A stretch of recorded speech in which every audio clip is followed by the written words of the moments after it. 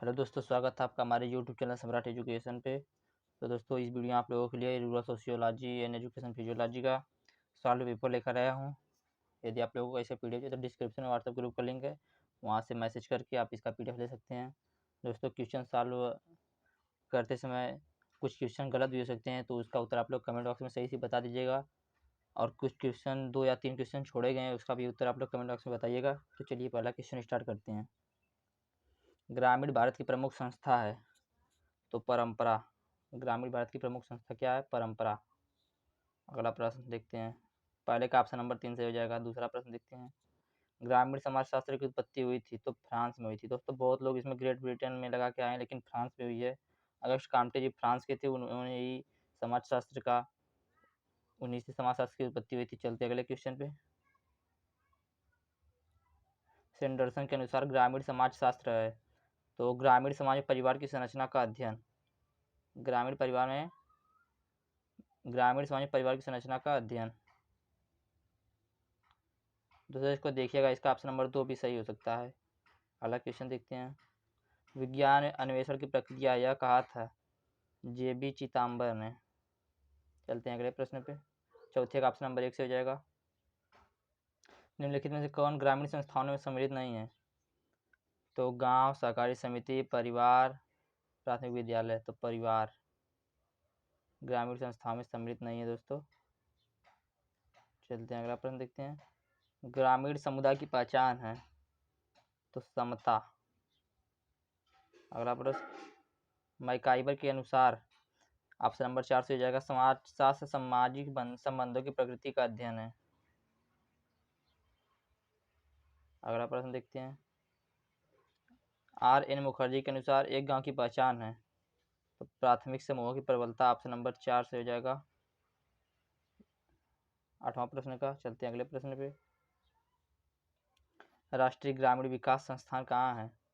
तो हैदराबाद में है। अगला प्रश्न देखते हैं। निम्नलिखित में से कौन ग्रामीण समुदाय की प्रकृति है? औपचारिक सामाजिक नियंत्रण पर। दोस्तों, मैं फिर बता रहा हूँ, कुछ क्वेश्चन गलत हो सकता है, उत्तर आप लोग कमेंट बॉक्स में बता दीजिएगा। इतना जल्दी कोई आंसर क्यों नहीं लेकर आता है। निम्नलिखित में कौन ग्रामीण समाजशास्त्र का अध्ययन क्षेत्र नहीं है? ग्रामीण सामाजिक परिवर्तन का अध्ययन। अगला प्रश्न देखते हैं। गांव एक उदाहरण है तो समूह का। गांव एक समूह का उदाहरण है। चलते हैं अगले प्रश्न पे। सामाजिक रूप से व्यवहार करने के ऐसे तरीके जिनके उल्लंघन पर नैतिक प्रतिबंधों का प्रावधान न हो क्या कहलाता है? जनरीतियाँ। दोस्तों, ऑप्शन नंबर 2 सही जगह। 13वें प्रश्न का ऑप्शन नंबर 2। अगला प्रश्न। निम्नलिखित में कौन गांव में एकता का आधार नहीं है? तो ऑप्शन नंबर 4 विशेषता। अगला प्रश्न। ग्रामीण क्षेत्रों में जनसंख्या घनत्व होता है तो ऑप्शन नंबर 3 सही जगह। मध्यम। 16वां प्रश्न। संघर्षरत समूहों में अस्थायी कार्यकारी समिति कहलाती है सहयोग। ऑप्शन नंबर 1 से हो जाएगा। अगला प्रश्न पे चलते हैं। रक्त संबंधों के आधार पर निर्मित होने वाले परिवार को क्या कहते हैं? तो समरक्त परिवार कहते हैं। अगला प्रश्न। निम्नलिखित में कौन संयुक्त परिवार का गुण नहीं है? सभी सदस्य एक छत के नीचे एक साथ रहते हैं, संपत्ति पूरे परिवार से संबंधित होती है, सभी सदस्य सार्वजनिक रसोई का प्रयोग करते हैं। दोस्तों, इसका ऑप्शन नंबर डी सही होगा। 4। अगला प्रश्न। गोपनीय चीजों से संबंधित विचार कहलाता है रीति। अगला प्रश्न। सभी धर्मों के आधारभूत अवयव हैं तो विश्वास एवं रीति। दोस्तों, सभी धर्मों में होते हैं। अगला प्रश्न।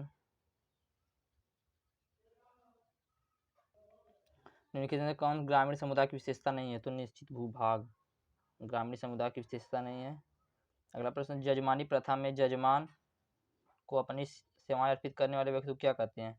दोस्तों, हमको लगता है कि यजमान कहते हैं, लेकिन पुरोहित भी हो सकता है। ये दोनों आप लोग देख लीजिएगा। चलते हैं अगले क्वेश्चन पे। आत्मनिर्भरता प्रमुख विशेषता है ग्रामीण समाज का। अगला प्रश्न देखते हैं। उच्च सामाजिक गतिशीलता प्रमुख गुण है उपरोक्त सभी का। चलते हैं अगले प्रश्न पे। किसने कहा कि जाति एक बंद वर्ग है? तो मजूमदार एवं मदन ने। सॉरी दोस्तों, मजूमदार एवं मदन ने। अगला प्रश्न। एक गायक है कल्पित प्रतिनिधि नेता। 26वां का ऑप्शन नंबर 1 से हो जाएगा। 27वां प्रश्न देखते हैं। कर्मचारी प्रायः आक्रोशित हो जाते हैं। तो निरंकुश नेतृत्व में, प्रजातांत्रिक नेतृत्व में, गैर हस्तक्षेप नेतृत्व में। तो इसका ऑप्शन नंबर 4 से हो जाएगा 27वें प्रश्न का ऑप्शन नंबर 4। 28वां प्रश्न देखते हैं, समाजमिति चयन की विधि है तो ग्राम प्रधान की, ऑप्शन नंबर 3। 28वां प्रश्न का ऑप्शन नंबर 3 से हो जाएगा। चलते हैं अगले प्रश्न पे, 29वें पे। किसने कहा कि सीख प्रगतिशील व्यवहार के अनुकूल की एक प्रक्रिया है? दोस्तों इसका उत्तर आप लोग बताइएगा। वैसे जेपी स्किनर होना चाहिए, आप लोग देख के बताइएगा। 29वां प्रश्न का उत्तर नहीं मिल रहा है। 30वां प्रश्न, सीख की आदर्श स्थिति का केंद्रस्थ तत्व है शिक्षक। 30वें प्रश्न का ऑप्शन नंबर 1 से हो जाएगा।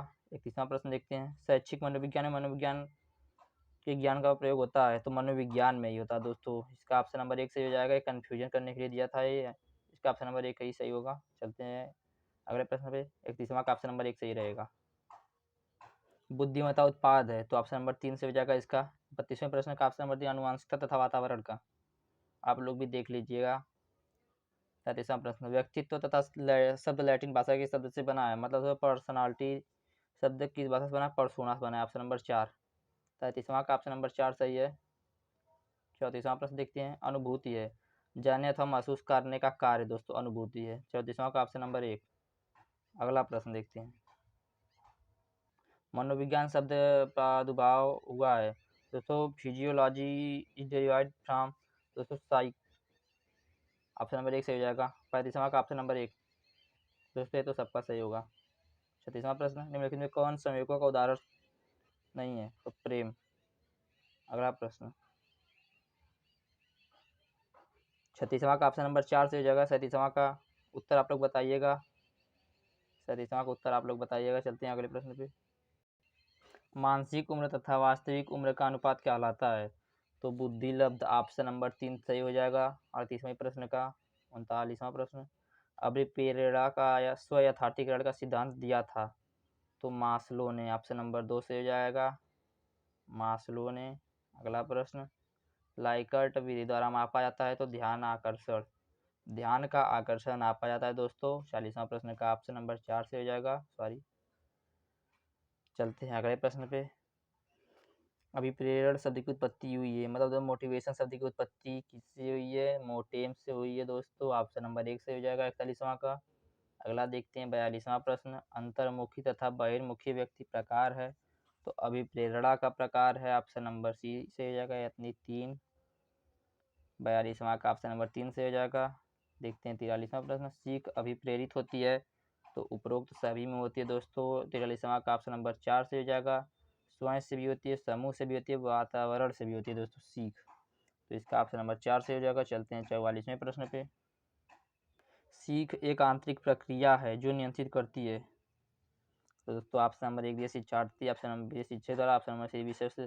दोस्तों इसका ऑप्शन नंबर 4 से होगा, सीखने की विधि, सीखने की स्थिति द्वारा। 44वां का ऑप्शन नंबर 4 सही हो जाएगा। चलते हैं अगले क्वेश्चन पे। सीख एक प्रक्रिया है जो लगातार चलती रहती है तो दोस्तों आप जीवन पर्यंत दोस्तों सीख चलती रहती है। दोस्तों हम जीवन भर कुछ ना कुछ सीखते ही रहते हैं तो दोस्तों इसका ऑप्शन नंबर 3 से हो जाएगा। 45वां प्रश्न का ऑप्शन नंबर 3 से हो जाएगा। चलते हैं 46वां प्रश्न पे। शिक्षण तथा सीख क्या है? तो दोस्तों संबंधित नहीं है, विरोधाभासी हैं, एक ही सिक्के के दो पहलू, एक ही सिक्के के दो पहलू हैं। दोस्तों इसका ऑप्शन नंबर 4 सही होगा, एक ही सिक्के के दो पहलू हैं। शिक्षण तथा सीख एक ही सिक्के के दो पहलू हैं दोस्तों, क्योंकि दोस्तों जब हम लोग शिक्षण मिलेगा, हम लोग सीखेंगे तो एक ही सिक्के के दो पहलू होगा। 46वां का ऑप्शन नंबर 4 से हो जाएगा। चलते हैं 47वें प्रश्न पे, थोड़ा जूम कर लेता हूँ। प्रतियोगिता तथा संघर्ष उदाहरण है तो सामाजिक प्रक्रिया के, ऑप्शन नंबर 4 से हो जाएगा। 48वां प्रश्न देखते हैं, निम्नलिखित में से कौन अच्छे नेता का गुण नहीं है? तो लालचीपन, लचीलापन। दोस्तों ये लालचीपन, सॉरी दोस्तों लचीलापन है, लचीलापन। अगला प्रश्न देखते हैं, ऐसा व्यक्ति जो विशिष्ट प्रशिक्षण प्राप्त होता है क्या कहलाता है? तो दोस्तों इसका उत्तर आप लोग बताइएगा।